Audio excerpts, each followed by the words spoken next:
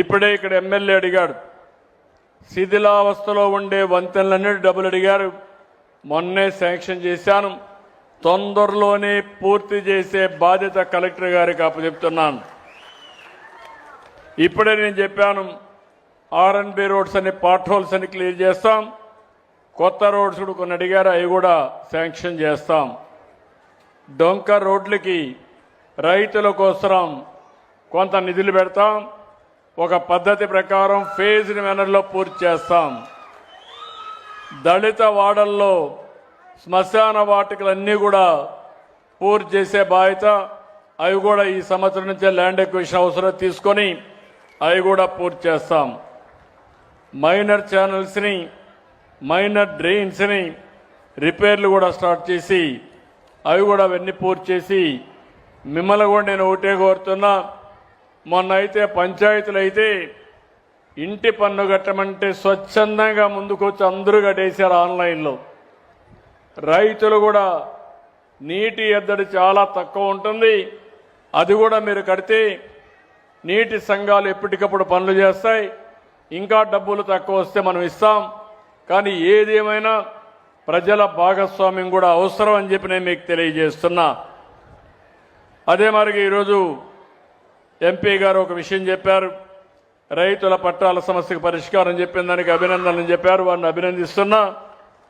పామరు నియోజకవర్గంలో all India institute of medical science satellite centre ఏర్పాటు చేయమని కోరారు. నేను పూర్తిగా రికమెండ్ చేస్తా, మినిస్టర్తో మాట్లాడతా. ఎంపీ గారు ఢిల్లీకి వెళ్ళి ఆ పని కూడా చూసుకొని వస్తారు. ఇంకో పక్కన బందర్ పోర్ట్ని అతి తొందరలో పూర్తి చేసి ఈ ప్రాంత అభివృద్ధికి అంకితం చేసే బాధ్యత తీసుకొస్తాం.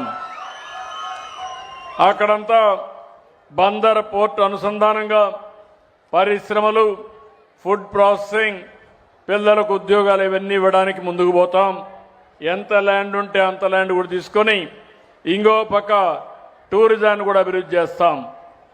బందర్ పోర్టు కనెక్టివిటీకి ఎక్కడ ఇబ్బంది లేకుండా అన్ని రోడ్లు పూర్తి చేస్తాం.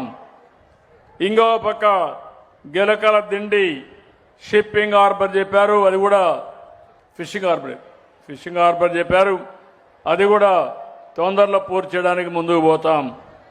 ఇంకో పక్క రేపల్లి రైల్వే లైన్ నిన్న కూడా నేను మాట్లాడాను.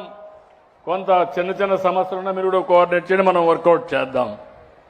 ఇంకో పక్క కృష్ణా నది ఒడ్డున కరకట్ట, దీన్ని కూడా ఏ విధంగా స్ట్రెంగ్తన్ చేయాలని అవి కూడా వర్కౌట్ చేస్తాం. ఇంకొక పక్కన మీరు చూస్తే ఏదైతే కృష్ణా డెల్టా ప్రాంతానికి తాగునీరు మరియు సాగునీరు కొరత అధిగమించడానికి పెనమలూరు మండలం చోడవరం వద్ద, మోపిదేవి మండలం బండికోళ్ల లంక వద్ద 2 బ్యారేజ్ నిర్మించమన్నారు. తప్పకుండా ఎగ్జామిన్ చేద్దాం. అన్నింటికంటే జల్ జీవన్ మిషన్ చెప్పారు. ఈ జల్ జీవన్ మిషన్లో పోయిన ప్రభుత్వం చేసిన అతి దుర్మార్గమైన కార్యక్రమం వల్ల మనకు వచ్చే డబ్బులు కూడా తగ్గిపోయినాయి. తప్పకుండా దీన్ని టేకప్ చేస్తాం. ప్రధానమంత్రి గారి దృష్టి తీసుకెళ్లి మళ్లీ ఈ ప్రాజెక్టు పూర్తి చేయడానికి అన్ని విధాల ప్రయత్నం చేస్తామని మరొక్కసారి మీ అందరికీ హామీ ఇస్తూ, మీరు చూశారు ఈ ప్రభుత్వం చాలా ట్రాన్స్పరెంట్గా ఉంటాం. చేసిన పని కూడా మీకు చెప్తాం, సమస్యలన్నీ పరిష్కారం చేస్తాం. అధికారులు చుట్టూరు తిరిగే పని లేకుండా చేస్తాం. మీరు కూడా ఒకటి ఆలోచించాలి, అన్ని బెనిఫిట్స్ ఇస్తా ఉంటే మీరు పక్క చూపులు చూస్తే మళ్ళా మనకు వచ్చేటన్నీ ఆగిపోతాయి. ఆ విషయం మనం గుర్తుపెట్టుకొని మీరిచ్చే సహకారమే మాకు పెద్ద